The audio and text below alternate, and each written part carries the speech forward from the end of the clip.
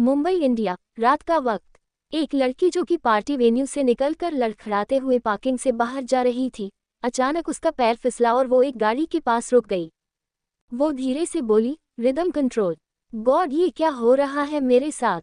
बोलते हुए रिदम ने अपने सिर पर हाथ रखा और फिर वो वही उसी गाड़ी में जाकर बैक सीट पर बैठ गई। तभी अचानक कोई और भी आकर उसके पास बैठा और इस इंसान ने गेट लॉक कर दिया। बाहर बारिश हो रही थी और गाड़ी के शीशे ऐसे थे जिनसे अंदर कुछ नहीं दिख रहा था। रिदम धीरे से बोली, का कौन है? तभी कोई उसके कान में बोला, रिलैक्स प्रिंसेस, कुछ नहीं होगा तुम्हें, बस वो होगा जो जरूरी है। बोलकर उस इंसान ने रिदम को वहीं लिटा दिया और खुद उसके ऊपर आ गया। रिदम धीरे से बोली, तुम। इससे आगे वो कुछ बोल पाती कि उस इंसान ने रिदम के होंठों को कैप्चर कर लिया। रिदम को एहसास हो रहा था कि कोई उसकी ड्रेस की चेन खोल रहा है और एक हाथ उसके पूरे जिस्म पर चल रहे हैं, जो रिदम को मदहोश कर रहे हैं। धीरे धीरे रिदम भी उसका साथ देने लगी और कुछ ही पल में वो दोनों पूरी तरह से एक दूसरे में खो गए। 15 दिन बाद, उदयपुर राजस्थान।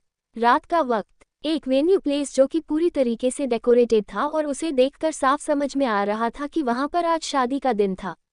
चारों तरफ गेस्ट थे। बाहर गार्डन एरिया की साइड 2 मंडप लगे हुए थे। पंडित जी दोनों मंडप में बैठे हुए थे। वही 2 दूल्हे भी बैठे थे अपने अपने मंडप में, जिनका चेहरा सेहरे से ढका हुआ था। वही एक ब्राइडल रूम, जिसमें ड्रेसिंग टेबल के सामने एक लड़की बैठी हुई थी। वो रेडी हो चुकी थी और बस खुद को मिरर में देख रही थी। उसकी हनी ब्राउन आंखों में कुछ खास एक्साइटमेंट नहीं थी। वो बस खुद को देख रही थी कि तभी वहां पर एक लड़की आई, जिसकी उम्र करीब 25 साल होगी। वो मुस्कुराते हुए बोली, मिस रिदम सिसोदिया, तैयार हो तुम मिसेस रघुवंशी बनने के लिए? रिदम अचानक से बोली, यस भाभी, आई एम रेडी। वेल, मेरा भाई कहाँ पर है? मेरी प्यारी सी धानी भाभी तो यहाँ पर चली आई। अपने भाई से मिले बिना मैं कहीं नहीं जा रही। धानी मुस्कुराते हुए बोली, आ रहा है थोड़ी देर में। नीचे सारे इंतजाम चेक करने गया था और दुल्हन के नीचे जाने का वक्त हो चुका है। रिदम अचानक से बोली, अनामिका वो भी तो दुल्हन है ना? वो रेडी हो गई। धानी कुछ पल रुककर बोली, रिदम, अनामिका से क्या मतलब है तुम्हें? तुम अपने ऊपर ध्यान दो और मैं तब से देख रही हूँ कि सगाई के बाद से तुम्हारी जुबान पर सबसे ज्यादा अनामिका का नाम रहता है कि वो कहाँ है, क्या चल रहा है? रिदम एकदम से बोली, ऐसा कुछ भी नहीं है भाभी, मैं तो बस ऐसे ही पूछ रही थी। बोलकर वो हल्का सा मुस्कुराए और फिर खड़ी हो गई। धानी ने रिदम को ऊपर से नीचे तक देखा। रिदम ने टोटली राजस्थानी रेड कलर का शादी का जोड़ा पहना हुआ था, जिसमें वो बहुत खूबसूरत लग रही थी। रिदम गहरी सांस लेकर बोली, आई एम वेरी स्कैर्ड, मुझे ऐसा लग रहा है कि कुछ होने वाला है। धानी कंफ्यूजन से बोली, दिमाग खराब हो रहा है क्या तुम्हारा रिदम? ऐसे बकवास नहीं करते। और तभी एक आवाज आई, क्या चल रहा है यहाँ पर? तुम मेरी बहन को डांट क्यों रही हो? ये सुनते ही धानी ने मुड़कर शिवम को देखा, जो कि उनकी तरफ आ रहा था। धानी कुछ पल रुककर बोली, तुम्हारी बहन डर गई है? इसे बोल रही हूँ कि डरने की जरूरत नहीं है। इतने टाइम से जानती हो अपने होने वाले हस्बैंड को, तो इतना डरना क्यों? शिवम रिदम के सामने रुककर उससे बोला, व्हाट हैपन बेबी? रिदम धीरे से बोली, आई एम नॉट बेबी, और कुछ नहीं हुआ, मैं बस कुछ सोच रही थी। ओके। शिवम उसके चेहरे को अपने हाथों में भरते हुए उससे बोला, you are baby for me. ये टॉपिक छोड़ो, आज सच में मेरी बेबी कुछ ज्यादा ही बड़ी हो गई है, लुकिंग सो ब्यूटीफुल। बोलकर उसने रिदम के फोरहेड पर किस कर लिया। तभी धानी बोली, चले क्या? मुझे मैसेज आया, पंडित जी नीचे बुला रहे हैं। शिवम गहरी सांस लेकर बोला, हाँ, मैं बस रिदम को लेने आया था। शिवम ने रिदम का हाथ अपने हाथ में लिया और फिर वो उसे लेकर उसे रूम से निकल गया। वहां से निकलते ही रिदम के दिल की धड़कन बढ़ चुकी थी। निकलने से पहले धानी ने रिदम के सिर का घूंघट उसके चेहरे पर डाल दिया था। उसने शिवम का हाथ कसकर पकड़ लिया। वही शिवम रिदम का हाथ थामे उसे लेकर आगे जा रहा था। बाहर आते ही रिदम के ऊपर फूलों की बरसात की जाने लगी। वही रिदम की नजरें सामने मंडप की तरफ थी। मंडप के पास पहुंचते ही शिवम ने खुद रिदम की बैठने में हेल्प की और फिर वो पीछे हट गया। वही शादी की रस्में शुरू हो चुकी थी। रिदम ने एक बार अपने बगल में बैठे हुए इंसान की तरफ देखा और फिर वो मन में बोली, साहित्य, आई विश कि सब कुछ ठीक हो। सोचते हुए उसने एक गहरी सांस ली और फिर वो सामने देखने लगी। धीरे धीरे शादी की रस्में आगे बढ़ रही थीं। फेरों के बाद सिंदूरदान की बारी थी। धानी ने रिदम का घूंघट उठाया, उसकी सिंदूरदान वाली रस्म में हेल्प की और फिर शादी की रस्में आगे बढ़ी। वहीं दूसरे मंडप में भी शादी हो रही थी। दोनों की शादी की रस्में एक साथ चल रही थी और कुछ ही पल में दोनों शादी पूरी हो चुकी थी। शादी होते ही चारों दूल्हा दुल्हन खड़े हो गए। शिवम ने एक आदमी को देखा जिनकी उम्र करीब 65 साल से ऊपर थी। वो उन्हें देखते हुए बोला, अभिराज अंकल, शादी हो चुकी है तो अब हम घूंघट और सेहरा हटा सकते हैं, है ना? अभिराज मुस्कुराते हुए बोले, बिल्कुल हटाओ, मुझे भी मेरे दोनों पोतों को देखना है और उनकी लाइफ पार्टनर को। धानी ने आगे बढ़कर रिदम के चेहरे से घूंघट हटाया और फिर अनामिका की मां तारिणी ने उसके चेहरे का घूंघट उठाया। उन दोनों को देखते ही सबके फेस पर स्माइल आ गई थी। अब दूल्हों का सेहरा हटाने की बारी थी। उन दोनों ने खुद ब खुद अपना सेहरा हटाया। जैसे ही रिदम की नज़र अपने हस्बैंड पर गई, जो कि उसके साथ खड़ा था, उसे देखते ही रिदम की आंखें हैरानी से बड़ी हो गई और वो धीरे से बोली, मिरांश। उससे शादी करने वाला उसका होने वाला हस्बैंड साहित्य नहीं बल्कि मिरांश रघुवंशी था, जो कि साहित्य का छोटा भाई था। होने को वो रिदम का देवर था, बट आज उसका हस्बैंड बन चुका था। रिदम ने कुछ पल मिरांश को देखा और फिर उसने साहित्य की तरफ देखा, जो कि अनामिका के साथ खड़ा था, और वो खुद हैरान था। वो कभी अनामिका को तो कभी रिदम को देख रहा था। सबके चेहरे पर हैरानी नजर आ रही थी, क्योंकि दूल्हे बदल चुके थे। मिरांश की शादी अनामिका से होने वाली थी और साहित्य की रिदम से, पर अब सब कुछ उल्टा हो चुका था। रिदम अचानक से बोली, क्या हो रहा है यहाँ पर? मेरी शादी साहित्य से होने वाली थी, तो फिर मिरांश यहाँ पर कैसे आ गया? अभिराज अंकल, क्या चल रहा है यहाँ पर? बोलते हुए उसने अभिराज को देखा। अभिराज हैरानी से बोले, मुझे नहीं पता रिदम बेटा, सब कुछ अच्छे से डिसाइड किया था। दूल्हे की शेरवानी अलग थी, तुम दोनों ने अपनी शेरवानी क्यों चेंज किया? साहित्य कुछ पल रुककर बोला, पर मेरे रूम में यही थी। बोलते हुए उसने मिरांश को देखा, जो कि बिना किसी भाव के वहां पर खड़ा था और वो सारा ड्रामा एंजॉय कर रहा था। अनामिका अचानक से तेज आवाज में बोली, क्या चल रहा है? कोई मुझे क्लियर करेगा? मुझे पहले से ये रिदम पसंद नहीं थी। ये सब कुछ पक्का इसी ने किया होगा। ये सुनते ही रिदम ने अनामिका को देखा। वो कुछ बोलने ही वाली थी कि तभी उसके पीछे से एक तेज आवाज आई, कम ऑन अनामिका, तुम मेरी वाइफ पर ऐसे इल्जाम नहीं लगा सकती। कैंट यू सी, मेरी वाइफ पहले से बहुत कंफ्यूज है। ये सुनते ही रिदम ने एकदम से मुड़कर मिरांश को देखा। रिदम धीरे से बोली, I am not your wife. सुना तुमने? मुझे अपनी वाइफ बोलने के बारे में सोचना भी मत, मैं नहीं मानती ऐसे किसी रिश्ते को। बोलते हुए वो अपने कदम पीछे लेने लगी थी कि तभी मिरांश ने उसका हाथ पकड़कर उसे अपने पास खींचा और उससे बोला, प्रिय दादाश्री, आपके रूल्स क्या कहते हैं? बोलते हुए उसने तिरछी नजरों से अभिराज को देखा। अभिराज ने एक बार अपनी नजरें चारों तरफ घुमाए और फिर बोले, जो होता है अच्छे के लिए होता है, इसलिए जो हो जाए उसे दिल से एक्सेप्ट कर लेना चाहिए। मिरांश वापस रिदम को देखकर उससे बोला, सुना तुमने, जो होता है अच्छे के लिए होता है तो दिल से एक्सेप्ट कर लो। क्या पता इसमें तुम्हारी भलाई हो, राइट प्रिंसेस? रिदम चिल्लाते हुए बोली, नहीं, यहाँ कुछ भी अच्छा नहीं है। I am not accepting you. सुना तुमने? मैं इन चीजों को नहीं मानने वाली। भाई प्लीज, क्या चल रहा है ये सब? बोलते हुए उसने शिवम को देखा, जो कि खुद परेशान था। शिवम कुछ बोलता या फिर कोई भी कुछ रिएक्ट करता कि उससे पहले ही अभिराज तेज आवाज में बोले, ऐसा कोई नहीं चाहता था, लेकिन जो हो गया है उसे बदला नहीं जा सकता। शादी हुई है, ये मजाक नहीं है। ये सुनते ही रिदम ने अपनी आंसू भरी आंखों से अभिराज को देखा, जो बिना किसी भाव के खड़े थे। शिवम अभिराज से बोला, what do you mean uncle? You want to say that कि मैं मेरी बहन को ऐसे ही छोड़ दूं? मिरांश के साथ उसकी शादी नहीं होने वाली थी, उसका वुड बी साहित्य था। शादी कोई मजाक नहीं होती तो ये भी तो कोई मजाक नहीं है ना कि दूल्हे एक्सचेंज हो गए। यहाँ पर कुछ भी हो गया, this is not right. Abhiraj Shivam से बोले, कोई ऑप्शन नहीं है शिवम, सारे गेस्ट हैं यहाँ पर, सब तमाशा देख रहे हैं, क्या चाहते हो तुम? ये सुनते ही शिवम ने अपनी नज़र चारों तरफ घुमाई। सब उन्हें ही देख रहे थे और सभी ड्रामा एंजॉय कर रहे थे और बातें भी कर रहे थे। शिवम धीरे से बोला, सबको भेजकर बात करते हैं, ये चीज़ ऐसे ही खत्म नहीं होगी। शिवम की बात सुन अभिराज ने बस सर हिला दिया। वही गॉड्स ने सबको जाने के लिए बोल दिया था। धीरे धीरे सभी गेस्ट वहां से जाने लगे। रिदम हेल्पलेसली मिरांश के पास खड़ी थी। वो सबको जाते हुए देख रही थी। उसकी आंखों में आंसू भरे हुए थे, पर आंखों से आंसू बह नहीं रही थे। वही मिरांश बस गौर से रिदम के चेहरे को देख रहा था। उसकी नज़रों में कुछ ऐसा था जो सिर्फ जानलेवा था, इतना जानलेवा कि पागल कर सकता था। रिदम ने एकदम से मिरांश को देखा और उसे अपनी तरफ ऐसे देखता पाकर वो 2 कदम पीछे हट गई। मिरांश ने रिदम को वापस अपने पास खींचा और फिर झुककर उसके कान में बेहद धीमी सी आवाज में बोला, व्हाट हैपन प्रिंसेस? हार गई? बोला था ना जो मेरा है वो मेरा होगा। पूरी दुनिया छीनने की कोशिश करेगी तो दुनिया से छीन लूंगा। छीन लिया ना, और दुनिया से नहीं अपने भाई से।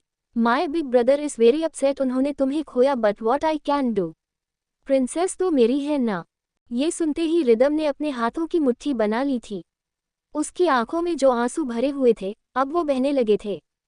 साहित्य जो मिरांश और रिदम को इतने करीब देख रहा था, उसने गुस्से में अपने हाथों की मुट्ठी बना ली थी। वो मन में बोला, कुछ तो गड़बड़ है। तभी अनामिका बोली, मुझे ये रिदम पसंद ही नहीं थी। और साहित्य बीच में बोला, miss Anamika Sherawat, control your words. तुम खुद भी मिसेस रघुवंशी हो और तुम अपने सामने दूसरी मिसेस रघुवंशी के ऊपर सवाल खड़े कर रही हो। साहित्य रघुवंशी ये बर्दाश्त नहीं करेगा। साहित्य की बात सुन अनामिका ने कुछ पल उसे दिखा और फिर वो मंडप से उतरकर अपने फैमिली की तरफ चली गई। उसके जाते ही साहित्य धीरे से बोला, ये नहीं होना चाहिए था। सब गड़बड़ हो गई। एक झटके में सब कुछ खराब हो गया। थोड़ी देर बाद सभी लोग वेन्यू हॉल के अंदर थे। वहां पर सोफे लगे हुए थे और रिदम और अनामिका वो दोनों आमने सामने सोफे पर बैठे हुए थे। वही सभी लोग खड़े थे। अभिराज सबको देखते हुए बोले, पहले मुझे ये जानना है कि आखिरी कंफ्यूजन क्रिएट कैसे हुई। हम सब ने डिसाइड किया था कि मिरांश और साहित्य की शेरवानी अलग होगी। साहित्य को ऑफ वाइट कलर की शेरवानी पहननी थी और मिरांश को गोल्डन कलर की। तो ये पूरा कंफ्यूजन कैसे हुआ? एक आदमी अचानक से बोला, हो सकता है डैड की जिस डिजाइनर ने कपड़े रखे हो उससे गलती हो गई हो, बट उसकी एक गलती हम सब पर भारी पड़ गई। अभिराज उस आदमी को देखते हुए बोले, विक्रांत, ये नहीं होना चाहिए था। शिवम, क्या सोचा है तुमने? शिवम बिना किसी भाव के बोला, क्या लगता है आपको अभिराज अंकल? मैं नहीं जाने दूंगा मेरी बहन को ऐसे। और तभी मिरांश तेज आवाज में बोला, आपकी बहन तो जाएगी, दूल्हा बारात लेकर आया है। शादी की है, लेकर तो जाऊंगा। रोक सकते हैं आप तो रोक लीजिए मिस्टर शिवम सिसोदिया। शिवम मिरांश को घूरते हुए उससे बोला, जिस तरीके की तुम्हारी हरकत है ना, मैं अपनी बहन को तुम्हारे साथ नहीं छोड़ने वाला। तुम्हारे जैसे आवारा के हाथ में मैं मेरी बहन को क्यों छोड़ूं? उद्धरण चिन्ह। जिसे घर से मतलब है ना हो, घर के बिजनेस से ना हो, सिर्फ और सिर्फ अपनी सिंगिंग से मतलब है। I will never leave my sister with someone like you. Miransh Shivam की तरफ बढ़ते हुए उससे बोला, साले साहब, लड़की तो मैंने अपनी बना ही ली है। बात आपकी तो साले है, साले बनकर रहिए, वरना साले के 2 मतलब होते हैं। मैं दूसरे मतलब से आपकी इज्जत उतार भी सकता हूँ। बोलते हुए वो शिवम के सामने आकर रुका। वो दोनों एक दूसरे की आंखों में देख रहे थे। वही रिदम हैरानी से उन दोनों को देख रही थी। शिवम और मिरांश एक दूसरे के आमने सामने खड़े थे। सभी लोग उन दोनों को देख रहे थे। वही रिदम के चेहरे पर हैरानी और परेशानी साफ नजर आ रही थी। वो शिवम और मिरांश दोनों को अच्छे से जानती थी कि उन दोनों का नेचर कैसा था। शिवम मिरांश की आंखों में देखकर उसे बोला, मिस्टर मिरांश रघुवंशी, धमकी दे रहे हो तुम शिवम सिसोदिया को? मिरांश कुछ पल रुककर बोला, साले साहब, अगर आपको धमकी लगती है तो धमकी ही सही। तो हाँ, मिरांश रघुवंशी शिवम सिसोदिया को धमकी दे रहा है, और खाली धमकी नहीं है, कोशिश तो करके देखो। धमकी को हकीकत में बदलना वैसे भी मेरी पुरानी आदत है ना प्रिंसेस? बोलते हुए उसने अपनी नज़र रिदम की तरफ कर ली। रिदम कुछ बोलने वाली थी कि तभी शिवम उससे बोला, नजरें यहाँ पर मेरी बहन को देखोगे नहीं तुम? मिरांश रिदम की तरफ देखते हुए उससे बोला, कहा ना मिस्टर सिसोदिया उर्फ साले साहब, आपकी बहन बीवी है मेरी प्रिंसेस वाइफ है मेरी। अब इसमें मेरी कोई गलती नहीं है। अगर किस्मत ने खुद डिसाइड कर लिया कि रिदम सिसोदिया को मेरा होना चाहिए। उद्धरण चिन्ह। दादाश्री, आप ही कहते हैं ना, जो होता है अच्छे के लिए होता। तो इन्हें समझाए ना कि अच्छा हो रहा है, अच्छे को बुरा नहीं बोलते। अभिराज कुछ पल रुककर बोले, शिवम, क्या चाहते हो तुम? माना कि सब गड़बड़ हुई है, लेकिन इसमें कोई कुछ नहीं कर सकता। हम चाह कर भी कुछ नहीं कर सकते। शिवम कुछ बोलने वाले थे कि तभी धानी ने उसका हाथ पकड़ा और उससे बोली, एक बार अकेले में बात करनी है। बोलकर वो शिवम का हाथ पकड़कर उसे सीधे वहां से लेकर गई। उनके जाते ही रिदम ने लाचारी से अपनी आंखें बंद करके सिर झुका लिया। धानी शिवम को एक कमरे में लेकर गई और उससे बोली, जो हो चुका है उसे बदला नहीं जा सकता शिवम, समझ लो प्लीज।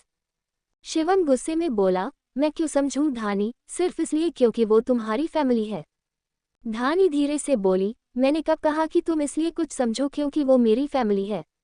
शिवम, मिराज मेरा भाई है, साहित्य भी मेरा भाई है। मैंने खुद कहा थी कि रिदम के लिए साहित्य सबसे अच्छी चॉइस है, लेकिन अब जो हो गया है उसे नहीं बदला जा सकता। समझ लो। शिवम नामे सिर हिलाकर बोला, मुझे नहीं समझना। अगर तुम मुझे ये समझना चाहती हो ना धानी, तो मुझे नहीं समझना। तुम जानती हो ना, रिदम बच्ची है।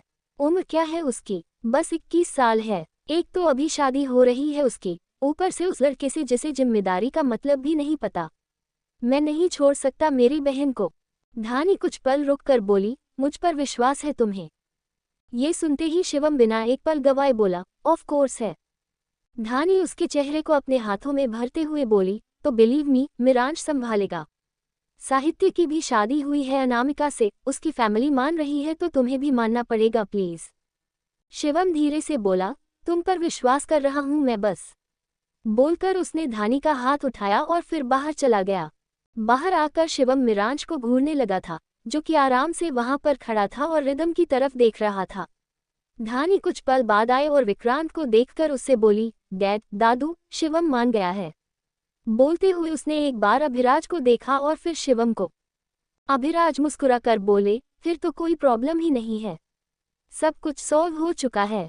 जब सब मान चुके हैं तो विदाई की रस्म कर लेते हैं। ये सुनते ही रिदम की हार्टबीट बढ़ चुकी थी। वो अभी भी सर झुकाकर बैठी हुई थी, क्योंकि उसे पता था कि मानने के अलावा शिवम के पास कोई ऑप्शन था भी नहीं। मिरांश धानी को देखकर उससे बोला, जिंदगी में पहली बार अपनी बहन होने का क्या कहते हैं उसे साहित्य? साहित्य गहरी सांस लेकर बोला, फर्ज।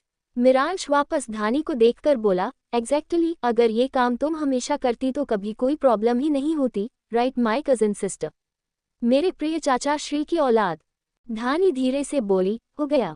मिरांश हल्का सा मुस्कुराकर बोला, बहुत कुछ हो गया। साले साहब, अपनी बहन को विदा करने के लिए तैयार हो जाए। बोलकर उसने एक नज़र रिदम को देखा और फिर बाहर चला गया। सभी लोग बाहर आ चुके थे। रिदम धीरे से खड़ी हुई और फिर शिवम के सामने जाकर उससे बोली, डोंट फील गिल्टी भाई, आप और मैं हम दोनों जानते हैं कि इसमें कोई कुछ नहीं कर सकता था। डोंट वरी, मुझे पता है कि सर्वाइव कैसे करना है, फिर चाहे कोई भी हो मैं सब हैंडल कर लूंगा। शिवम कुछ पल रुक कर बोला, आई स्वीयर, अगर तुम्हें एक खरोच भी आए ना, किसी की भी वजह से पुराने हर रिश्ते को तोड़कर लड़ाई होगी, ऐसी लड़ाई जो सब याद रखेंगे। अपनी बात बोलकर शिवम ने रिदम के फोरहेड पर किस किया और फिर उसका हाथ पकड़कर वो भी बाहर आ गया। धानी उनके पीछे ही थी। बाहर आते ही रिदम की नजरें मिरांश पर चली गई, जो कि अपनी गाड़ी से टिकर खड़ा था और वॉच देखते हुए इधर उधर देख रहा था। जैसे ही उसकी नज़र रिदम पर गई, उसके फेस पर एक अजीब सी स्माइल आ गई। रिदम अचानक से बोली, भाई, आगे मैं खुद चली जाऊंगी बस। बोलकर उसने अपनी आंखों से एक बार शिवम को देखा और फिर चुपचाप मिरांश की गाड़ी की तरफ बढ़ गई। अनामिका के घर वाले भी मान चुके थे और साहित्य और अनामिका की गाड़ी ऑलरेडी वहां से निकल चुकी थी। अभिराज विक्रांत वो दोनों दूसरी गाड़ी से निकल चुके थे और अब मिरांश और रिदम अपनी गाड़ी में थे।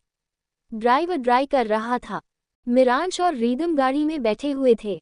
रिदम बाहर देख रही थी और वो कुछ सोच रही थी। तभी मिरांश तेज आवाज में बोला, स्टॉप द कार। ये सुनते ड्राइवर ने गाड़ी रोक दी। मिरांश फिर से बोला, बाहर जाओ और जब तक मैं ना कहूं तब तक आना मत। ड्राइवर झट से बोला, ओके सर। बोलकर वो बाहर चला गया। रिदम ने एक बार बाहर ड्राइवर को देखा और वो मिरांश की तरफ मुड़कर उससे बोली, क्या कर रहे हो तुम? मिरांश रिदम की तरफ देखते हुए उससे बोला, वही जो मुझे करना चाहिए। प्रिंसेस, तुम्हें अभी तक समझ नहीं आया कि मुझे क्या करना चाहिए? बोलते हुए वो धीरे धीरे रिदम की तरफ बढ़ने लगा। रिदम पीछे होते हुए बोली, मिरांश, स्टॉप इट, तुम गलत कर रहे हो, देखो तुम। मिरांश बीच में बोला, शांत प्रिंसेस, बिल्कुल शांत प्रिंसेस, ऐसे परेशान होते हुए अच्छी नहीं लगती। चेहरे पर शिकन दिखेगी तो फिर मिरांश के दिल में हलचल होगी, और अगर मेरे दिल में हलचल हुई तो मिरांश की रिदम परेशान हो जाएगी। रिदम तेज आवाज में बोली, I am not your princess. तुम। इससे आगे वो कुछ बोल पाती कि मिरांश ने एकदम से उसका हाथ पकड़ा और उसे अपने पास खींच लिया। मिरांश की पकड़ इतनी मजबूत देखकर रिदम की आंखें नम होने लगी थी और उसके मुंह से एक शब्द नहीं निकला। मिरांश उसकी आंखों में देखते हुए उससे बोला, यू आर माई प्रिंसेस। बोलते हुए वो गौर से उसकी हनी ब्राउन आइज में देख रहा था। उसके हाथ की पकड़ धीरे धीरे मजबूत हुई जा रही थी। वही रिदम ने आखिर में अपनी आंखें बंद कर ली, उसके मुंह से हल्की सी आह निकल गई। ये सुनते ही मिरांश ने अपनी पकड़ ढीली की और उससे बोला, बस शांत प्रिंसेस, बिल्कुल शांत। बोलते हुए वो रिदम के हाथ को सहला रहा था। रिदम अपनी आंखें बंद किए हुए बोली, क्यों किया तुमने ये सब? मुझे पता है, तुमने ये सब कुछ जानबूझकर किया। मिरांश, क्यों? इतना बोलकर उसने अपनी आंखें खोलकर आंसू भरी आंखों से मिरांश को देखा। मिरांश बिना किसी भाव के बोला, चैलेंज तुमने किया था ना प्रिंसेस, और तुम्हें पता होना चाहिए कि मिरांश रघुवंशी चैलेंज एक्सेप्ट करता है। उद्धरण चिन्ह।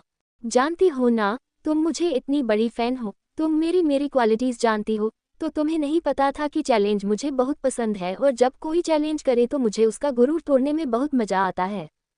रिदम धीरे से बोली, गुरूर नहीं, तुमने मुझे तोड़ा है। सिर्फ और सिर्फ एक चैलेंज के लिए तुमने मुझसे शादी कर ली, बिना कुछ सोचे समझे। क्यों?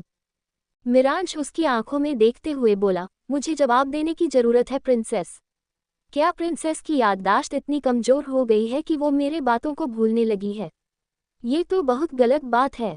मुझे प्रिंसेस की मेमोरी ठीक करनी पड़ेगी, राइट? ये सुनते ही रिदम एकदम से फ्रीज हो चुकी थी। वो झट से मिरांश से दूर हटी और उससे बोली, दूर रहोगे तुम मुझसे, गलती से भी मेरे पास आने के बारे में सोचना मत, वरना। मिरांश उससे बोला, वरना क्या प्रिंसेस? क्या प्रिंसेस, क्या करोगी? तुम मारोगी, भागोगी, चिल्लाओगी, रोगी, या फिर क्या करोगी? उद्धरण चिन्ह। आज की रात तो तुम्हारी और मेरी है, हसीन सुहानी रात। इस रात के बाद कहाँ बच कर जाओगे? ट्रैप में फंसती चली जाओगी, बिल्कुल एक प्यारी सी प्रिंसेस की तरह।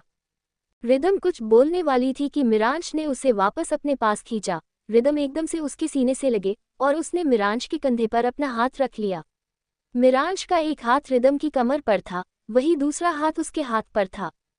उसने अपना दूसरा हाथ रिदम की गाल पर रखा और उससे बोला, look at me princess. Rhythm ने अपनी लाल आंखों से मिरांश की तरफ देखा। मिरांश की सिल्वर आइज में देखते हुए उसे अजीब सी फीलिंग आ रही थी। मिरांश की आंखों में इमोशन नहीं थे, कुछ और था, इमोशन से भी ऊपर। मिरांश उसकी आंखों में देखते हुए बेहद अजीब सी आवाज में बोला, ये गाड़ी यहाँ से सीधे उधर जा रही है, जहाँ तुम्हारी मंजिल है Raghuvanshi palace, the royal palace of Udaipur. I promise princess, तुमने कई कहानी और किस्सों समय पढ़ा होगा कि प्रिंसेस एक महल में कैद होती है, बट उसे मैं हकीकत करके दिखाऊंगा। उद्धरण चिन्ह। कैद होने जा रही हो तुम मिरांश, रघुवंशी के महल में। वहां पर सब लोग होंगे, पर उनके होने के बावजूद भी तुम कैद होगी, सबसे अकेली रहोगी, ये वादा है मेरा। किसी से खुद को ना बांट पाओगे, ना बात कर पाओगी। रिदम धीरे से बोली, न नहीं मिरांश, नहीं। मिरांश उसके चेहरे के करीब जाकर बोला, यस प्रिंसेस, इस प्रिंसेस को कैद होने से कोई नहीं बचा सकता, क्योंकि उसके लिए कोई राजकुमार नहीं आया है, बल्कि खुद एक शैतान आया है। बोलते हुए मिरांश के फेस पर एक इविल स्माइल आ गई थी। उसने कुछ पल रिदम के चेहरे की तरफ देखा और फिर उसे छोड़कर तेज आवाज में बोला, ड्राइवर। कुछ पल में ड्राइवर वापस ड्राइविंग सीट पर आकर बैठकर उसने गाड़ी स्टार्ट कर दी। रिदम चुपचाप बैठी हुई थी। वो रोना चाहती थी, पर इस वक्त वो रो नहीं सकती थी। वही मिरांश ऐसे बैठा था मानो उसने अभी कुछ किया नहीं था। 1 घंटे बाद गाड़ी सीधे रघुवंशी पैलेस के बाहर रुकी। उदयपुर का सबसे बड़ा रॉयल पैलेस, टूरिस्ट भी इस पैलेस को देखा करते थे। ये पैलेस पूरा 19 एकड़ में फैला हुआ था। गाड़ी से उतरते ही मिरांश रिदम का हाथ पकड़कर उसे लेकर आगे बढ़ गया।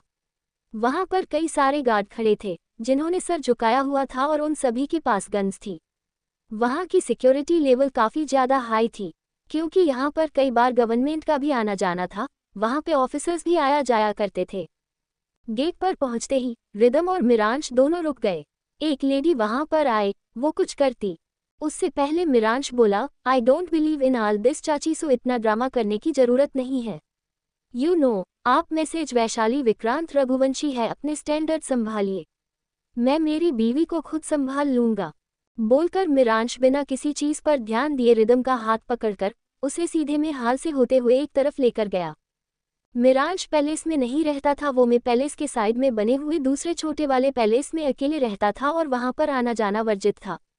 क्योंकि मिरांश रघुवंशी हर किसी की दखलंदाजी बर्दाश्त नहीं कर सकता था। अपने पैलेस वाले एरिया में पहुंचकर मिरांश रिदम को सीधे अपने बेडरूम में लेकर गया और उसे अंदर धक्का देकर बोला, welcome to the world of Miransh Raghuvanshi, Mrs Rhythm Miransh Raghuvanshi, my princess. क्या करेगा मिरांश रिदम के साथ?